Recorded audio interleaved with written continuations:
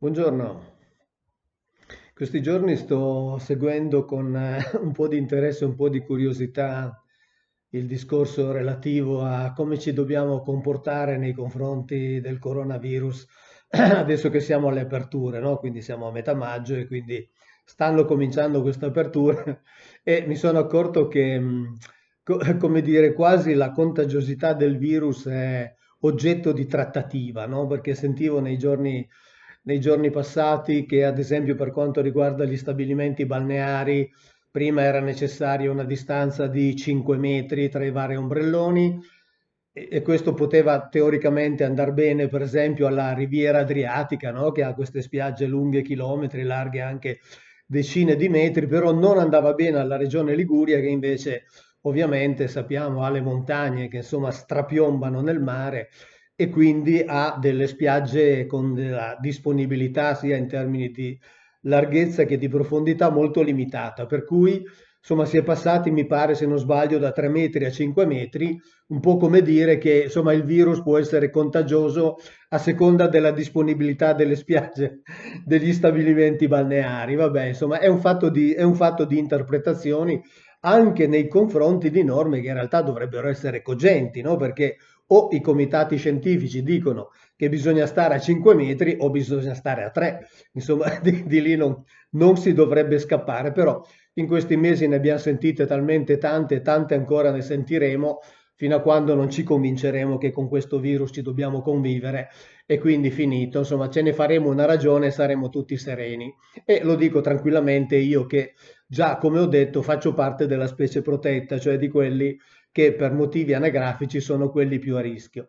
Ma questa roba qui della trattabilità o della interpretabilità di norme che dovrebbero essere precise perché arrivano dal mondo scientifico, ecco, mi ha fatto venire in mente che già nel passato c'erano altre norme che dovevano, come dire, essere applicate in un modo assolutamente rigido e cogente, ma anche lì le interpretazioni, insomma, andavano e venivano. Ovviamente avete capito, visto che parlo della Bibbia, mi occupo della Bibbia, che mi sto riferendo ai famosi 10 comandamenti, no? Anche qui 10 comandamenti, noi abbiamo quelli che la tradizione, insomma, ci ha presentato, quelli che rappresentano un po' la sintesi delle norme etiche della religione occidentale, insomma, della religione che dipende da quel libro, e che da queste norme etiche poi insomma è stato tratto tutto ciò che sappiamo in termini di normativa comportamentale che dovrebbe riguardare, teoricamente questa è la visione cattolicistica, no? Sappiamo che cattolico vuol dire universale, quindi della Chiesa che vorrebbe essere una Chiesa universale. Ecco, di elenchi dei 10 comandamenti ne abbiamo diversi nell'Antico Testamento. A noi ne è stato presentato uno, che è quello che viene normalmente utilizzato. Intanto dobbiamo sapere che i comandamenti nella Bibbia sono più di 600, non sono 10, sono più di 600 le norme che sono state date a quel popolo e per popolo intendo gli israeliti, cioè i discendenti di Giacobbe, che sono quelli che sono stati affidati a Yahweh. E quindi questo Yahweh, il presunto Dio, cosa che per fortuna non è, ha dato appunto una serie di norme, di regolamenti, diciamo più o meno precisi, che però riguardano soltanto loro, quindi noi non ne dovremmo essere, dico noi che non facciamo parte del mondo della discendenza degli israeliti, non ne dovremmo essere coinvolti. In realtà, insomma, come dire, ci hanno tirato dentro. Ecco, noi conosciamo dei comandamenti, prendiamo qui dalla Bibbia pubblicata dalle edizioni San Paolo, conosciamo quello che è il cosiddetto decalogo, quello tradizionale, no? Che dice io sono il Signore tuo Dio che ti ho fatto uscire dalla terra d'Egitto, non avrai altri dei davanti a me. Ora qui io sono il Signore tuo Dio, io sono Yahweh il tuo Elohim e in ebraico c'è proprio non avrai altri Elohim davanti a me. Ed è proprio al plurale, devo dire, qui è tradotto correttamente.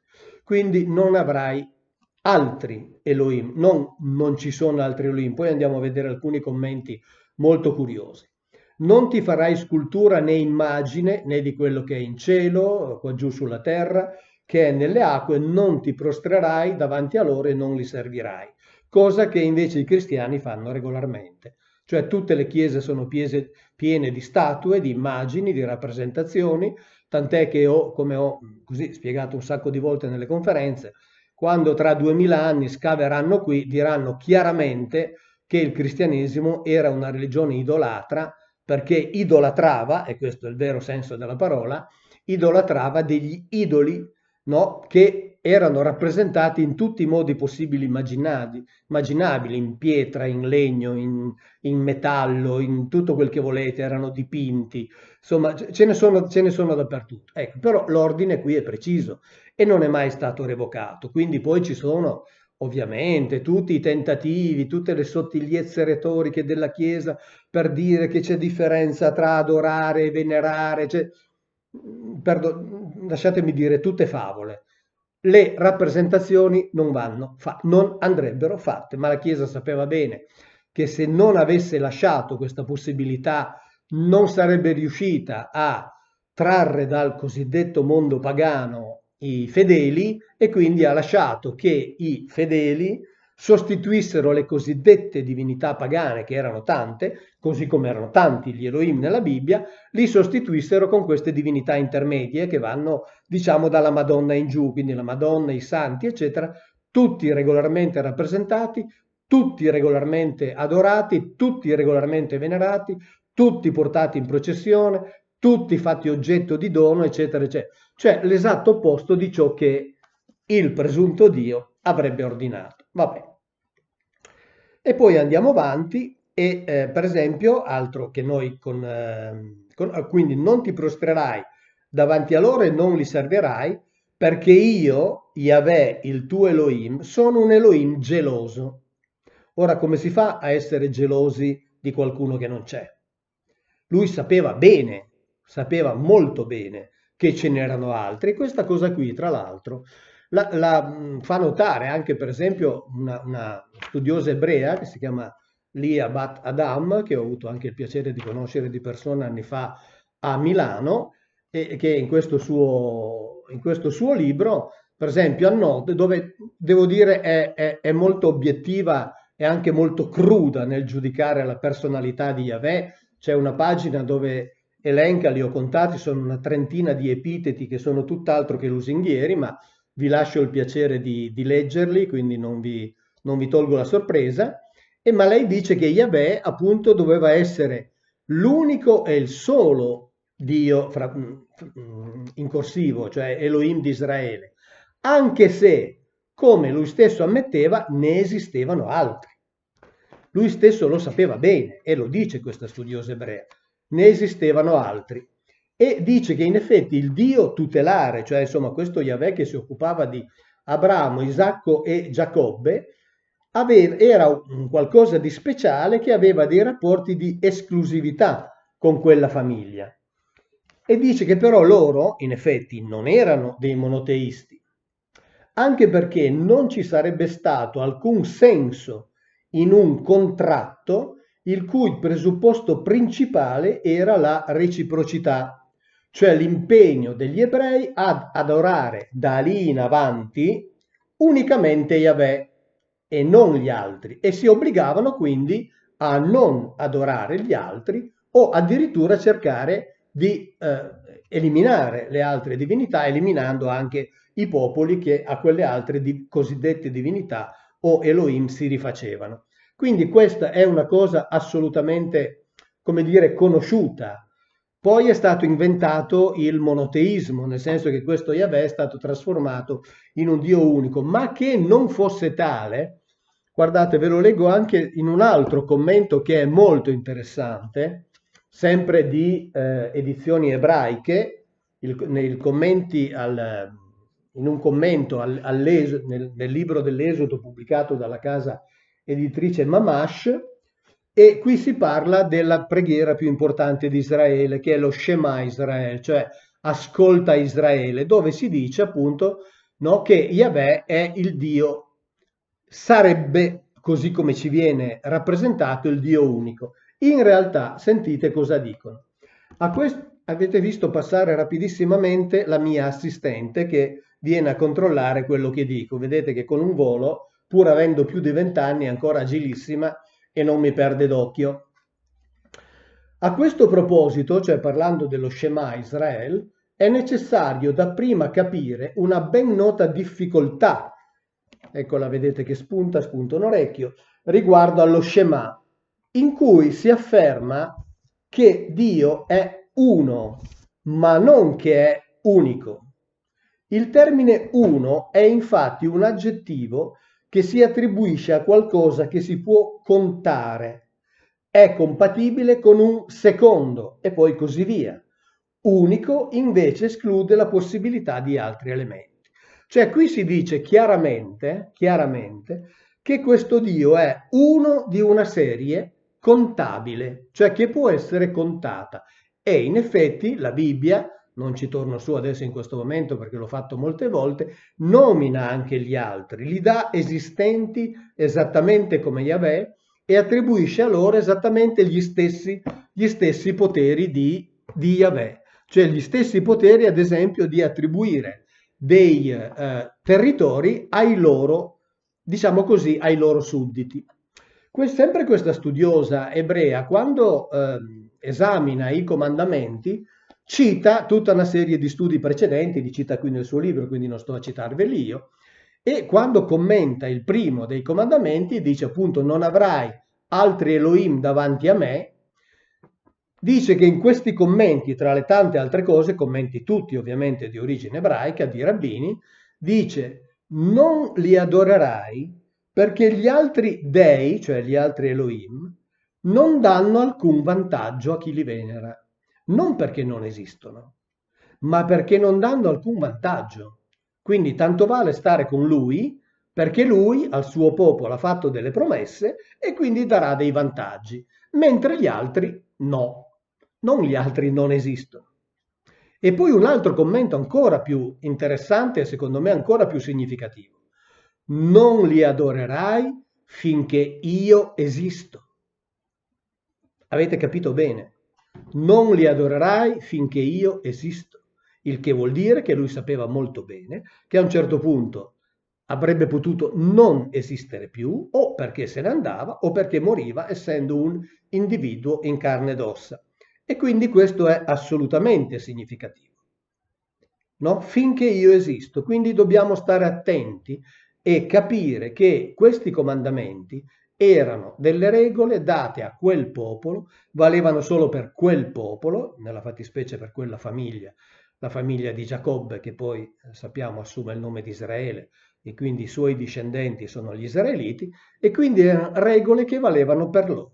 Quindi non li adorerai, esistono, non li adorerai perché tanto non ti danno i vantaggi in più, non li adorerai almeno finché io esisto. Quando io non ci sono più, ovviamente fai quello che vuoi. E quindi questo è già un fatto, secondo me, molto importante. E poi, andando avanti nell'elenco dei comandamenti, li sappiamo, ma comunque diciamo per esempio che c'è il comandamento onora tuo padre e tua madre. E ancora qui riprendo di nuovo il commento di questa studiosa ebrea che quando dice che onorare il padre e la madre non significa amare il padre e la madre, ma dice ciò che in realtà intende il verbo onorare o in altre traduzioni rispettare è sostenere o più esattamente mantenere in senso alimentare vero e proprio chi ti ha procreato, anche all'occorrenza andando a chiedere l'elemosina. E sempre in questi commentari che lei cita, si dice appunto che onora tuo padre e tua madre significa che li si deve mantenere anche a costo di elemosinare. Quindi è una cosa diversa, cioè qui si dice, direi con una crudezza che forse per noi è difficile pensare che derivi da un Dio, ma la crudezza è tuo padre e tua madre sono un problema tuo, cioè non devono gravare sulla comunità. Sono affari tuoi. Quindi li devi mantenere, gli devi dar da mangiare, se non ce la fai ti devi indebitare. Finito. Questo significa, e ripeto, questo arriva da Commentare Ebrei, sempre ricordando l'origine di questi comandamenti, cioè norme e regole date per quel popolo, cioè per i discendenti di quella famiglia. Poi c'è, sempre andando avanti, non uccidere. Ecco, il non uccidere è un comandamento che anche qui richiede una spiegazione. Perché questa studiosa ebrea, e poi ne vediamo un altro, dice il senso vero di quel tabù non è così generico, cioè non è non uccidere in senso generale, è piuttosto quello di impedire l'omicidio intenzionale, vale a dire l'assassinio, premeditato o meno. Quindi l'assassinio. E lei fa notare giustamente che però questo comandamento viene continuamente violato. Cioè lei dice che, per esempio, se dovessimo calcolare quanti furono gli ebrei ammazzati da lui, cioè da colui che ha emanato questo comandamento, ammazzati per insubordinazione, più o meno conclamata e attiva, la cifra supererebbe probabilmente il totale di quelli usciti dall'Egitto, dice. E dice che fatto sta che il libro, cioè la Bibbia, dichiara ovviamente senza alcun tipo di imbarazzo che la tolleranza era zero e che era sufficiente quindi dare il minimo segno di dissenso nei confronti suoi per venire ammazzati. Questa cosa qui, tra l'altro, è ripresa anche da rabbini, per esempio come il rabbino Dovid Ben-Dori. Mi piace sempre leggere commenti che arrivano da altri perché è importante vedere come una certa visione della Bibbia sia molto più diffusa di quanto non si possa immaginare. E quindi come anche tutto il discorso dei comandamenti a noi sia presentato in un modo apparentemente univoco, cosa che non è. E quindi, come sempre, teniamo la mente aperta a tutti i possibili ragionamenti. Per esempio, in questo testo qui, che vi faccio vedere, pubblicato negli Stati Uniti, si parla insomma, della Bibbia in genere, insomma, delle origini occulte dell'uomo, occulte nel senso che vengono tenute nascoste. Si parla, per esempio, del rabbino Rabbi Dovid Ben-Dori, che appunto in riferimento a questo comandamento di cui stiamo parlando, non uccidere, questo rabbino Dovid Ben-Dori è il presidente dell'associazione in sostanza per il diritto al possesso delle armi e dice che il tradurlo con non ammazzare è un chiaro, scusa, con non uccidere è un chiaro errore di traduzione, perché in realtà, esattamente come la studiosa ebrea italiana, dice che lo tirzak significa non assassinare e dice che questo errore di interpretazione ha nei secoli caricato sia cristiani che ebrei di un ingiustificato senso di colpa, perché dice per esempio che ammazzare in guerra o l'uccidere in guerra o l'uccidere, come può capitare purtroppo occasionalmente, magari in un incidente, o uccidere per legittima difesa, è un uccidere che si può fare, cioè non è assolutamente contemplato in questo comandamento, perché questo comandamento indica non ammazzare intenzionalmente soprattutto il tuo vicino. E adesso andiamo a vedere di che cosa si tratta. Quindi qui, diciamo, questo rabbino Dovid Ben-Dori conferma quanto detto da questa studiosa ebrea italiana.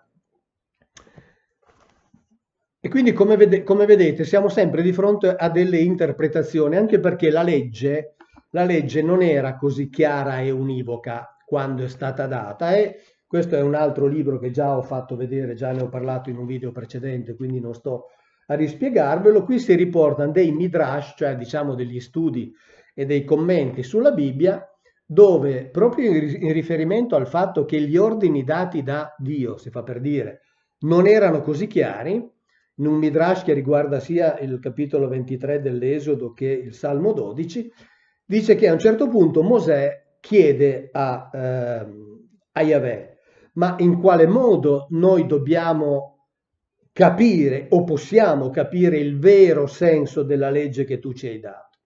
E parlando per esempio della legge sulla impurità sapete per esempio i cibi che possono essere consumati oppure no, sentite che cosa risponde Dio. Dio risponde: deve essere seguita la maggioranza. Quando una maggioranza dichiara che è impuro, quella cosa è impura.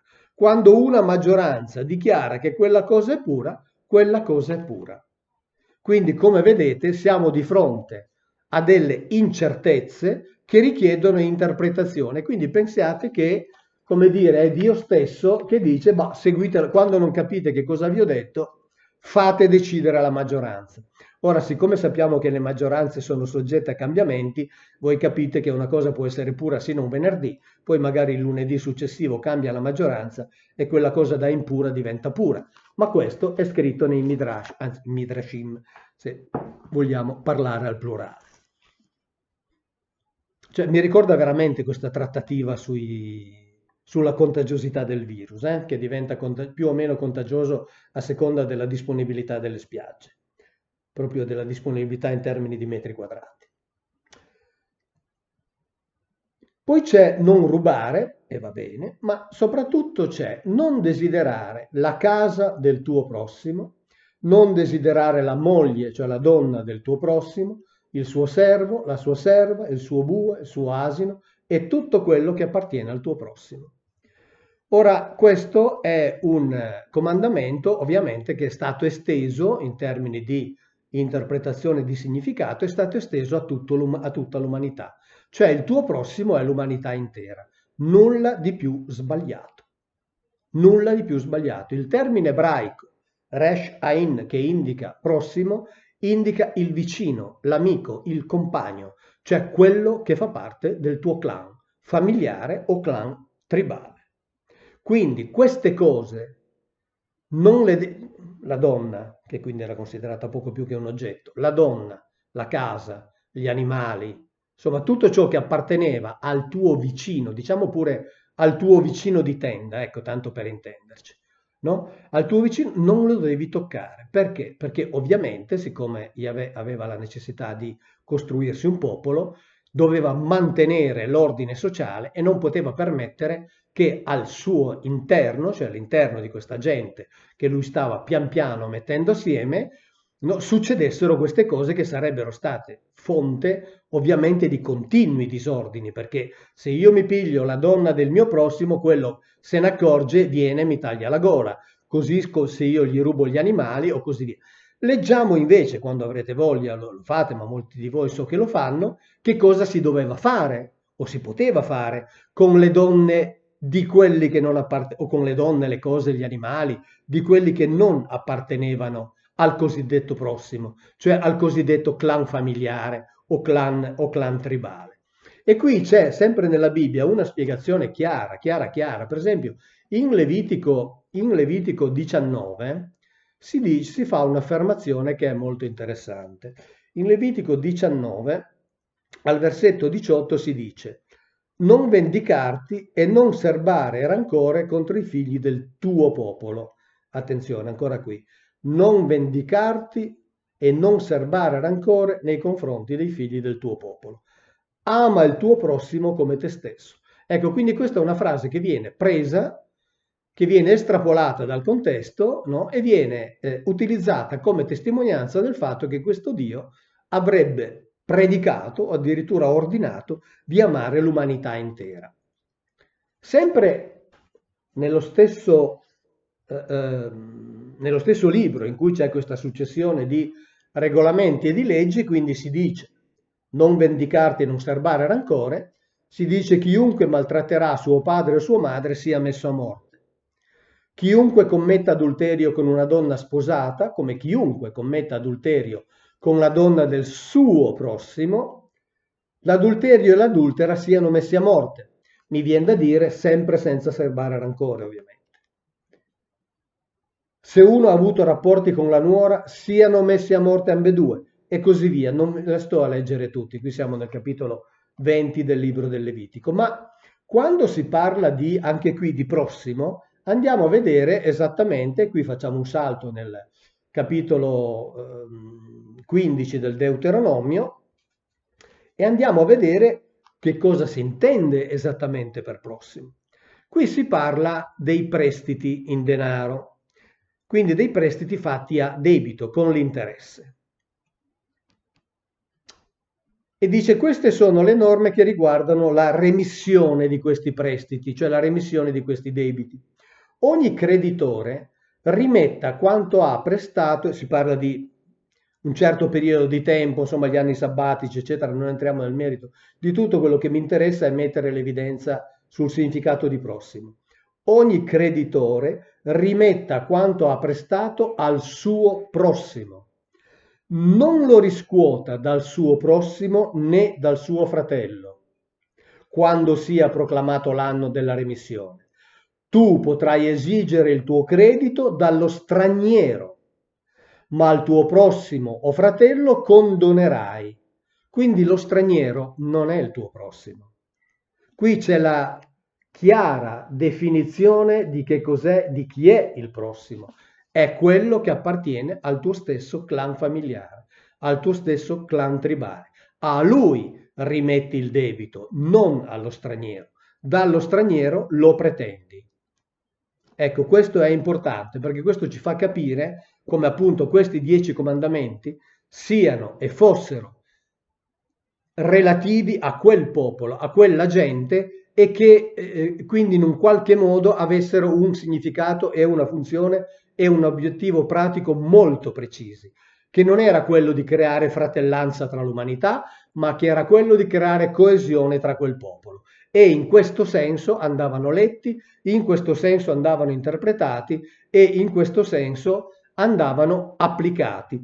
Per esempio, anche qui c'è di nuovo una cosa curiosa, quando si parla del, spero di riuscire a trovarla rapidamente, quando si parla del comandamento, ecco, non desiderare la casa del tuo prossimo, né la sua donna, né il suo campo, sempre la studiosa ebrea cita questi commentari dove si dice non brigare per impadronirtene, o il governo ti esproprierà i tuoi beni e ti ridurrà in miseria. Cioè non cercare di impadronirti di qualcosa che appartiene a qualcuno all'interno del tuo clan familiare o tribale, perché altrimenti interviene l'ordine superiore e ti espropria i tuoi beni. Invece andiamo a leggere nella Bibbia che cosa bisognava fare dei beni degli altri, dei terreni degli altri, degli animali degli altri, cioè degli stranieri, delle donne degli stranieri. Insomma, siamo veramente di fronte ad una interpretazione che da restrittiva qual era, no, è diventata molto molto ampia ed è stata utilizzata per creare un ordine etico che dovesse valere per tutta l'umanità, cosa che assolutamente a Yahweh non interessava. Ciao!